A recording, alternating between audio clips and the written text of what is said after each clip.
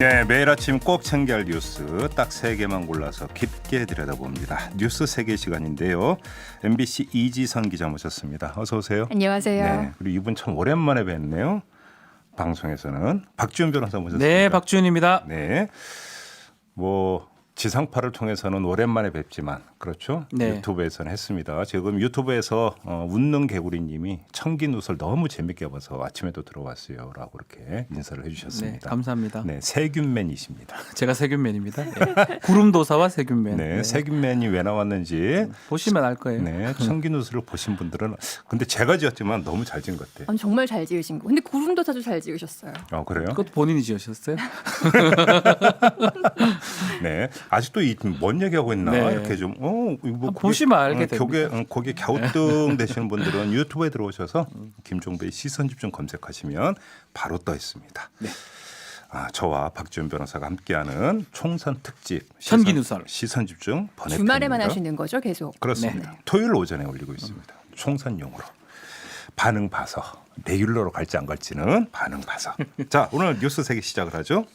네, 코로나19 소식부터 정리하겠습니다. 어제 발표 기준으로 국내 확진자 98명 늘어서 총 8,897명이 됐습니다. 네. 사망자가 100명 넘어섰어요. 110명이고요.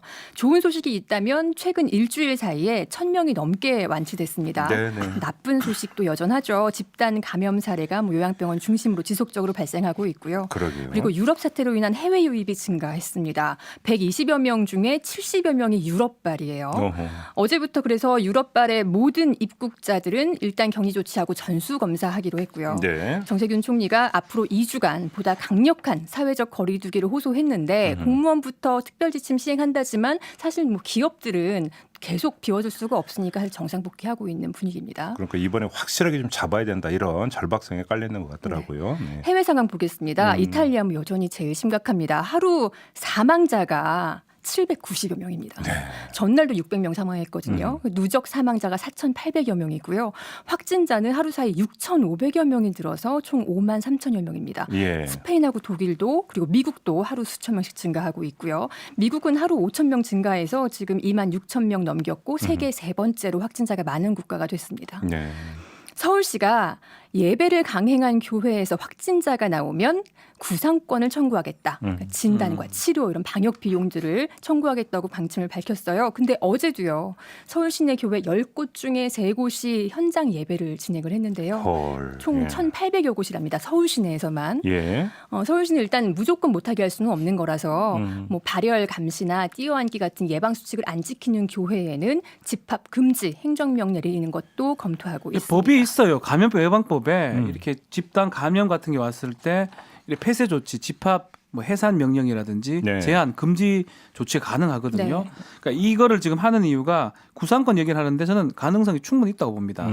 결국 이렇게 해가지고 방역 비용이라든지 손실에 대해서 나중에 구상권 행사를 한다는 건데 뭐 이런 얘기하기 조금 조심스러운 얘기긴 하지만 예배를 하는 이유가 그런 측면도 있는 거거든요. 금전적 부분요, 그렇죠. 헌금이라든지. 네.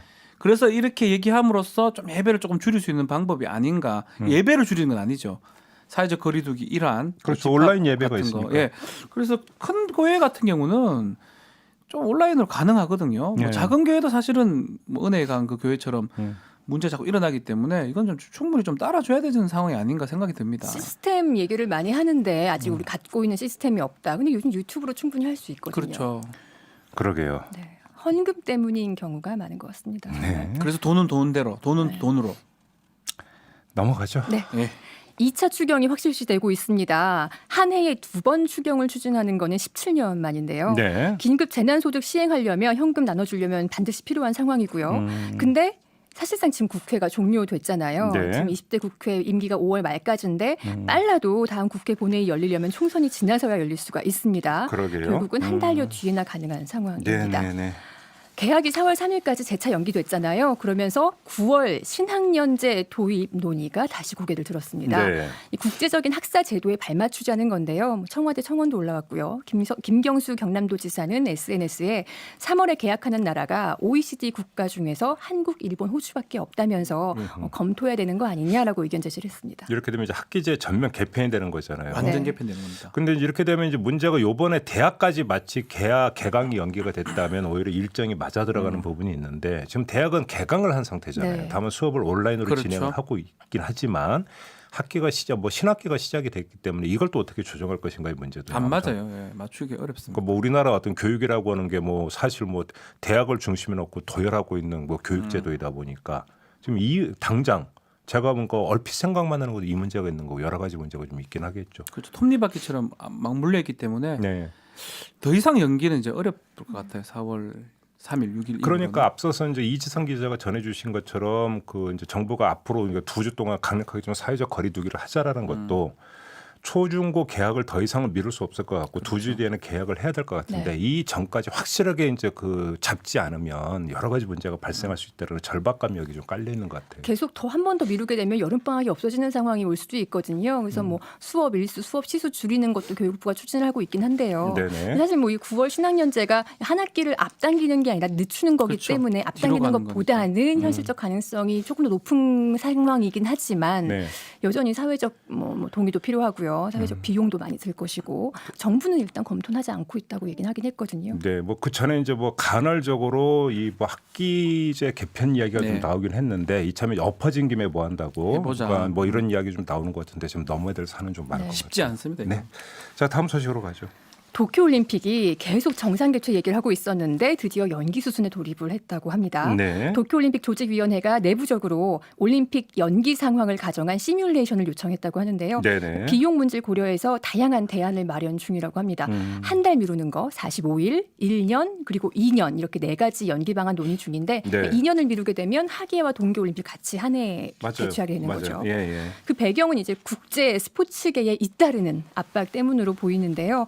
지난 주말에 노르웨이 올림픽위원회에 이어서 브라질 올림픽위원회까지 IOC의 올림픽 개막 연기를 공식 요구하고 나섰습니다. 확실히 예. 일본과의 정치적 외교 관계가 크게 없는 그 나라에서 먼저 시작이 되고 있고요. 네. 콜롬비아, 슬로베니아도 가세를 했고요. 그리고 종목별 단체들의 요청이 또 빗발치고 있어요. 미국 육상협회, 영국 육상연맹, 미국 수영연맹, 스페인 축구협회뿐만 아니라 이게 특히 가장 지금 문제가 되는 게 선수들이잖아요. 네. 훈련도 못하고 있고 예선도 못 치르고 있고 그러다 보니 바흐 IOC 위원장도 다른 시나리오를 고려하고 있다고 입장을 바꿨고요. 네. 그러나 취소는 논의하고 있지 않다고 해서 연기할 것으로 보입니다. 뭐 일본 중에서 이제 최악의 시나리오는 그냥 강행했는데 그렇죠. 나라나 종목 단체에서 거부를 안 해버려서 오면 어쩌면 불참을 해버리면 네. 이게 최악의 시나리오 그렇죠. 아니겠어요? 그리고 무관중이면 또 그 하나만 축제 하고요. 분위기도 나지 않죠. 예. 그러니까요. 이제 이렇게 되면 이제 아베가 입을 어떤 그 정책 타격은 상당히 크다고 엄청날 볼 수 것 있는데 이제 그걸 또 이제 아베가 어떻게 넘을 수 있느냐 못 넘느냐 이것도 사실은 일본 현지에서 근데 이것도 좀 그렇습니다. IOC에서 취소는 논의하고 있지 않다라는 것도 그냥 네. 아베 약간 그 얘기를 해주는 거고 네. 오히려 좀 반대로 생각이 들어요. 어떻게 해요? 취소까지 생각하는 거 아닌가. 그러니까 취소라는 건 사실은 1년, 2년 연기하는 건 취소라고 보는 게 맞습니다. 근데 그러니까 45일, 뭐 되면 50일이면 가능하지만 네, 일본이 입을 경제적 타격이 그렇죠. 어마어마해서 그렇죠. 어쨌든 개최는 할 수 있게 해주려는 방향으로 가는 것 같아요. 그러니까요. 근데 뭐 한 달 45일 연기해서 되겠어요? 그러니까요. 그게 효과가 있겠습니까? 그러니까 그러니까 저는 연기 카드 나왔어요. 원래 이제 가을 개최 카드가 좀 나왔었잖아요. 네. 그래서 뭐 그러니까 10월 넘어가서 그렇죠. 그건 검토를 안 하고 있나 봐요. 그러면 그러니까 지금 7월 달이니까 상황에서는 45일 정도면 한 9월 정도, 8월 말, 그러니까. 9월 초라고 하는 거거든요. 네네. 하긴 근데 이제 또 넘어가면 또 이제 날씨 문제가 또 예. 여기 연결이 네. 된다고 봐야 되는 거죠. 하계가 아니니까요. 네. 그러니까요. 아 그럼 동계가 돼버려. 동계 올림픽이 됩니다. 그래서 아 IOC는 추계 올림픽이 되는 거예요. 추계 올림픽. 네. 그렇게 그렇죠. 되네요. 상황이 하계가 만만치 아니라. 않습니다.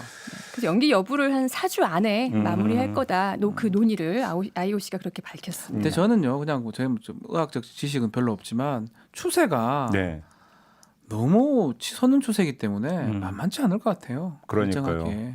지금 우리 같은 경우는 좀 뭐 이 고비를 넘긴 거 아니냐라는 조심스러운 진단이 나오고 중국이나 있지만 우리 같은 경우는요. 근데 뭐 지금 유럽 상황 보세요. 아, 이건 지금 뭐 오히려 계속 지금 상승되고 있는 이런 상황인데 여기서 올림픽 연다라고 하는 게 그런 말 할 수 있겠습니까? 쉽지 않을 것 같은데요. 그러니까요. 알겠습니다. 아무튼 근데 이제 결정할 거면 좀 빨리 결정해서 불확실성을 좀 빨리 걷어내는 게 네. 이제 필요하다 이런 말씀을 좀 드리겠습니다. 자 이번에 총선 소식 한번 정리해 볼까요? 네, 더불어민주당의 지역구 후보 공천이 완료가 됐습니다. 예. 미래통합당도 호남 제외하고 대부분 마무리가 됐고요. 현역 교체율을 보면요. 민주당 28%, 미래통합당 44% 정도입니다. 네. 근데 평균 연령이 55.5세로 나타났어요. 이게 어. 20대 국회랑 똑같아요.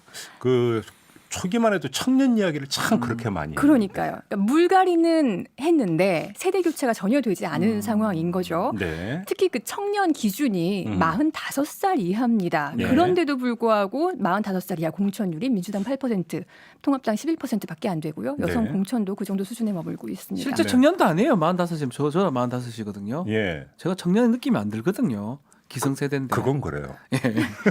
그럼에도 불구하고 8%밖에 안 된다는 건 네. 정말 낮은 거죠. 공천 후폭풍이 계속 일고 있습니다. 네. 공천에 불복해서 무소속 출마하는 의원들이 잇따르고 있는데요. 민주당의 4선 오재세 의원, 3선 민병두 의원, 그리고 문희상 의장의 장남인 문석균 씨도 무소속 출마를 밝혔습니다. 네. 그리고 3선 유승희 의원은 농성 중이고요. 아. 통합당에서도 윤상현 의원이 탈당을 밝혔는데 당원 2,600여 명이 동반 탈당을 했습니다. 네. 그 밖에도 뭐 권성동, 곽대훈, 정태욱 의원 등이 있죠. 홍준표, 김태호 전 경남지사도 있고요. 네. 그리고 이 사람들이 네. 살아 돌아올 수 있을지가 관심사고, 근데 만약에 당선이 된다 하더라도 그러면 그 원래 그 당에서 받아줄 것이냐. 받아주지 않겠다고 사실 이미 선명한 저기 상황이잖아요. 뭐 민주당 같은 경우는 뭐 영구 제명 얘기도 했었고요. 네. 근데 미래통합당은 어떻게 될지는 모르겠어요. 근데 이게 이제 뭐냐면 제가 볼 때는 지금의 이야기에 그렇게 힘을 실을 수가 없는 게 총선 결과 의석 분포가 그렇죠. 어떻게 되느냐에 맞아요. 따라서 이 당의 아쉬움의 하나가 아쉬움의 정도가 달라지는 거기 뭐 때문에. 예찬 총리가 그런 식으로 들어갔잖아. 예찬 대표가. 그러니까 바로 그 틈새를 이제 보고 이 사람들이 이제 그 공천 결과에 불복을 해서 탈당해서 이제 출마하는 이런 별로 그러니까 그 보기 좋지 않은 이런 그 장면들이 계속 연출이 되는 것 아니겠습니까? 그리고 탈당파들 보면요, 전부 다 그런 건 아닌데 네. 일부는 그 지역구에 정치 신인이라든가 뭐 여성. 뭐 이렇게 좀 맞아요. 약한 네. 후보들이 나오는데 자신이 무소속으로 나서고 있거든요. 그 네. 부분 좀 보기 안 좋죠. 이길 수 있다는 어떤 가정하에 나서는 것 같아요. 그러니까요. 이제 지역 구민들의 이제 그 판단에 달려 있다고 네. 봐야 되겠죠. 네. 그리고요. 열린민주당이 20명의 비례후보 내세우면서 본격적인 선거 전면에 나섰습니다. 네. 어제 기자회견 열었는데요. 뭐 김의겸 전 청와대 대변인, 최강욱 전 공직기관 비서관 등 청와대 출신들 영입을 다 했죠. 네.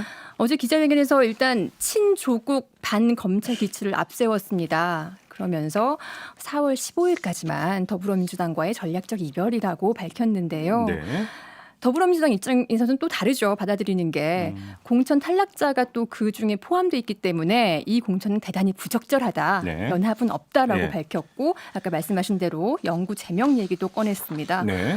여당계 비례정당 두 곳이 경쟁을 하는 이례적인 구도가 만들어졌고요. 더불어시민당 비례 후보들은 반발을 하고 있습니다. 우리는 네. 후순인데. 뒤로 가니까. 그렇죠. 그래서 이제 후보가 순번 조정 이야기가 이제 다시 나오고 있더라고요. 네. 네. 말이 나올 수밖에 없는 게 사실 앞부분에 이제 다른 정당들이 배치가 되면 민주당 지지자들이 그 부분 때문에 이제 열린 민주당 다른 데로 찍을 수 있다는 그런 어떤 불안감이 있을 수밖에 없는 거거든요. 그래서 이런 부분도 오늘 발표가 난다지만 조율이 될지 참 봐야 될 것 같습니다. 그래서 저희가 준비했습니다. 잠시 후 2부에서 네. 네. 더불어시민당의 우희종 공동대표, 네. 정말 궁금해요, 저도. 그다음에 열린민주당 이제 비례 후보가 된 김의겸 전 청와대 대변인 네. 그 릴레이 인터뷰가 예정이 되어 있으니까 귀 기울여 주시기 부탁을 드리고요. 또 한편으로 보면요. 네. 조국 전 장관 사태 때 범민주 성향의 유권자들 사이에서도 의견이 분분했거든요. 그렇죠. 친조국 반조국 나뉘면서 네. 내부 분열 얘기까지 나왔었는데 그래서 이게 그러니까 민주당 입장에서도 그런 부담감을 덜고 열린민주당으로 그 표를 흡수하고 이런 효과도 있을 수 있겠으나 당장은 어쨌든 표 분산에 대한 걱정이 앞설 수밖에 없는 민주당 상황인 입장에서 것 그런 같아요. 생각을 할 수밖에 없겠죠. 네. 네. 그리고 지금 미래한국당도 좀 그렇죠 상황이. 네, 미래한국당의 공천 순번이 대대적으로 교체될 것으로 예상이 됩니다. 네. 미래통합당이 아예 미래한국당을 리셋시켰어요. 지도부, 공천관리위원 전원 교체를 했죠. 네. 원유철 신임 대표가 이번에는 국민이 흡족해야 후보로 공천하겠다고 하는데 뭐 황교안 대표가 흡족할 만한 공천인 거죠 사실상. 네. 네. 기존 공천 신청자 531명 대상의 재심사 돌입한다고 했습니다. 오늘 안에 최종 면담 확정 계획입니다. 아무튼 뭐 이 미래한국당은 상황 종료라고 봐도 될 것 같아요. 뭐 한성규 전 대표나 네. 공병호 전 공관위원장의 발언을 보면 입을 네. 닫겠다고 했습니다. 뭐 이제 상황 끝. 이제 그 순번 조정된 명단 발표만 남아 있는 네. 것 같은데요. 네. 여기 같은 경우는 네. 분란도 아마 저는 없을 것 같아요. 이제는 딱 그냥 짜여진 오더라고 합니까? 네. 명단으로 오고 그게 더불어시민당하고 차이점 같아요. 그래요. 계속 논의해야 될 지점하고 네. 여기는 이제 더 반발했다가는 또 다시 무효화시켜 버리니까. 근데 일각에서는요. 다른 당의 그러니까 엄연히 다른 당인 거잖아요. 그렇죠. 겉으로 표면적으로는 다른 당의 공천을 이렇게 직접적으로 지휘하는 게 선거법 위반 정당법 아니냐라는 얘기도 위반. 나오고 있어요. 저는 누가 봐도 선거법이야 위반, 정당법 위반인 것 선거법 같은데. 그러니까요. 그러니까 그래서 사실은 뭐 여권 야권을 가리지 않고 비례 정당이 참 네. 여러 가지 어떤 그 뭔가 장면을 그러니까 지금 연출을 하고 있는데 그렇죠. 이거는 선거 끝나고 나서 사실은 무조건 바꿔야 됩니다. 정확하게 이거는. 지금 그 선거법 같은 경우부터 시작해서 다시 네. 네. 개정을 해야겠죠. 좀 논의가 이제 근본적인 논의가 좀 다시 돼야 될 필요가 있다. 이거는 뭐 누가 봐도 국민들이 봐도 이거는 그러니까 말이 안 되는 이게 이제 뭐 거거든요. 새로운 어떤 선거법이 어떤 도입이 된 데 따른 어떤 혼란상이라고 보기에는 그 정도가 좀 심하다. 심합니다. 네. 이거는 좀 부인할 수 없는 사실인 것 여야 같습니다. 공이 책임이 있는 겁니다. 이거는. 그렇습니다. 요거는 좀 나중에 선거 끝나고 나면 한번 본격적으로 좀 논의가 돼야 될 사항이다. 이 정도로만 하고요. 네. 뉴스 세계 이렇게 마무리하겠습니다. 이지성 기자, 박지훈 변호사와 함께했습니다. 고맙습니다. 예. 고맙습니다. 감사합니다.